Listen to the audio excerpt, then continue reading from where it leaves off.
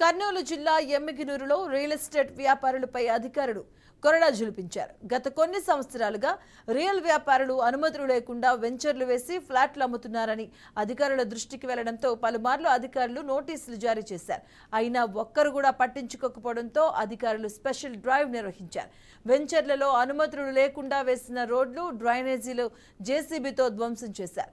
ఎమ్మిగినూరు పరిధిలో కూడా అనుమతులు లేకుండా 20 అక్రమ వెంచర్లు వేశారని కూడా వైస్ చైర్మన్ ప్రతాప్ రెడ్డి తెలిపారు. ఇక రియల్ వ్యాపారస్తులు ఇప్పటికైనా స్పందించి వారం రోజుల వ్యవధిలో కూడా అనుమతులు చేపట్టి క్రయ విక్రయాలు జరపాలని సూచించారు. లేని పక్షంలో కఠిన చర్యలు తీసుకుంటామని హెచ్చరించారు.